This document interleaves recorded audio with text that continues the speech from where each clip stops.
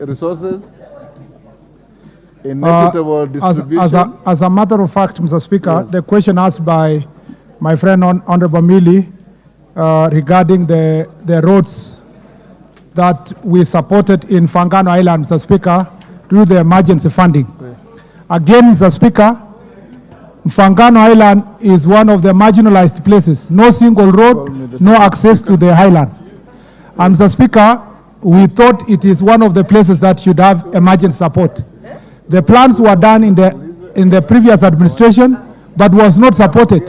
So when I got to office, Mr. Speaker, I had the choice to sign for allocation of those resources or to go back to the political cocoons, Mr. Speaker, of saying the MP is from this party or the region is this region and withdraw signing those resources. Instead, Mr. Speaker, being a nationalist and being a public servant, I did what is right to be done by making sure that Fangano Island gets its rightful share. And it's not Fangano Island only. Honorable Mili knows that there are further resources supporting more roads in Mutembei that we have supported. Mr. Speaker, on the question of, so I agree that the report, which was a question for Honorable Mboko Milema and Honorable Milson here, Millie Adhiambo, is that, Mr. Speaker, I just don't want to say the information is with the same budget committee that Honorable Millie sits in. Actually, it's the budget you passed yourselves. If the budget policy office was to be asked today to bring it and print for every member of parliament, you would have it in this house. In fact, I will struggle more to get that report than yourselves. But nevertheless, since I respect the orders of this house and has been requested by members of parliament, I will table that report to the house based on the directives. Mr. Speaker, it is not true. The majority whip, Mr. Speaker, said some places the roads are ongoing under RMLF.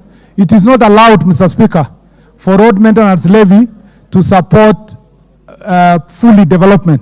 What happens is that there is a process called stage improvement that we try to support.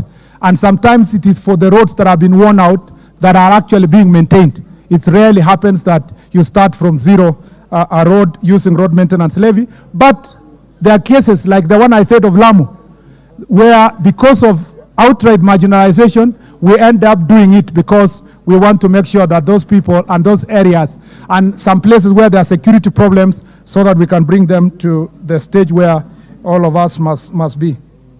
Mr. Speaker, on the question of Honorable Sarah Korere, it is true. I am very much aware, Mr. Speaker, about the road from Churo, Mukie, Amaya, Tangulbei, up to Chemalingot, Loruk, up to Loruk actually, both requested by Honorable Sarah Korere and Honorable Kamket. This is a very strategic road, Mr. Speaker. I have been saying between that road and the one that goes to Kapedo and then Lokichar, Mr. Speaker, we should be able to ask our development partners to support us. If we do those two roads, we will have dealt a big blow to banditry and bandits in this republic. And therefore, Mr. Speaker, I will be submitting this proposal to our development partners to try to support us in the same project that I've been doing in the roads that are in the northern part of the country. Mr. Speaker, on the question of Dol Dol Road, it is true. We will do everything, as I have already explained to the honorable member elsewhere, to see how we can support. And Honorable Kiunjuri was also one of the members that came to ask this question before in my office. On the question of Kombere, Maseno Road, there was no, Mr. Speaker, deliberate decision to separate the people of Nyanza and the Western by doing only Kisumu and supporting the other side. It's just that the contractor stopped somewhere near the border to Mwaya. Mr. Speaker, as soon as we get the resources, it is part of the rubric of the roads we support. He will continue to complete the road to its logical end. On the Wajir constituency, I want to assure the honorable member that most of the Horn of Africa projects, the contractors have now been identified, they are going on site, and that, Mr. Speaker, the remaining that one we re-advertised and one that is about to be advertised will change the northeastern part of the country. Mr. Speaker, Honorable Cynthia Muge, my friend, has raised a very important issue as far as emergency fund. It is true that in one of his projects in our county, we supported through emergency funding, particularly in a place where there's a TTC and MTC and everything, and things were a problem in Mosoriot, Mr. Speaker. I would not, I will make sure that this is not going to happen in other parts of the country or across the country, that it's not going to be dispersed marginally. What we did in Mosoriot on the Bosindia is exactly what we did in Fangano Island to support places, because particularly Nandi County, when I realized that they had not got any new project for many years, we had to support Mosoriot Township roads, Mr. Speaker, to make sure that we address that marginalization.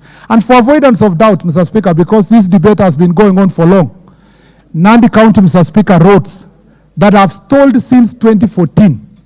Mr. Speaker, the roads that connect, that are in Tinderet constituency and Masop constituency, Mr. Speaker, and Chesumei, we have re-advertised those roads in a very short time. And we thank the Attorney General for cooperating with my office to allow us to re-advertise those roads, to get a good contractor, Mr. Speaker, who is going to deliver. I know some of their local leaders have said they don't want contractors from certain country. But Mr. Speaker, my business is to make sure that we get a contractor that has the capacity to deliver roads for the people of Nandi. I am not in the business of knowing, Mr. Speaker, or facilitating friends of politicians or individuals to get contracts. My business is to tell the agency, use proper tendering process and get us contractors who can get the people of Nandi from the morass and the problems they have had from 2014, and not to please certain individuals who have certain contractors who are in their pockets, Mr. Speaker.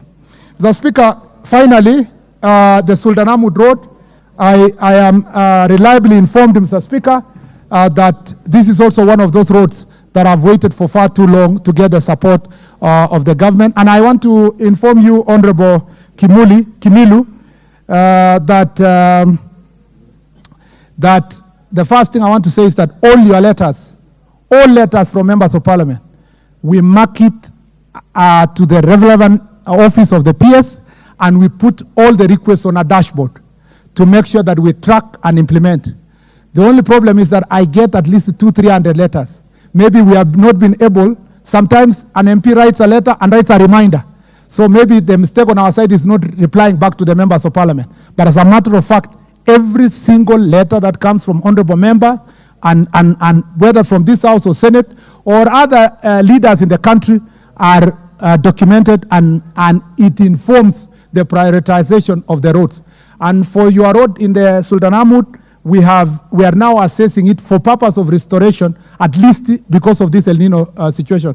As you know, El Nino at the moment is affecting Northeastern, Coast, and Upper Eastern, and the Lower Eastern. All those places, the initial assessment is that we need about 15 billion first to restore the road. That is why the 1 billion we got from contingency fund, we are just using it to make sure that we connect counties. And that's why the place in Abaswein there, Kotulo to Mandera. I was in Garissa the other day. Today, if you see the news today, or you get the information from social media, the road in Lamu, connecting Lamu to Mombasa, has been destroyed because of the rains. And so we will continue assessing it. Eventually, we will now sit down and say, what is there from emergency fund? What can we come back to this house to try to allocate for purpose of restoration of our roads? I thank you, Mr. Speaker. Members, I'm afraid we have to end here. I'm sorry to all those members who have burning questions. I've assured you I'll give you a kamkunji with this minister, and I'll give you time to ask each and every conceivable question. Some members have come here with very burning issues and very genuine and legitimate concerns, and time is not on our side now. We have spent almost 1.5 hours on one question. Let's move to the next order. Yes, Minister?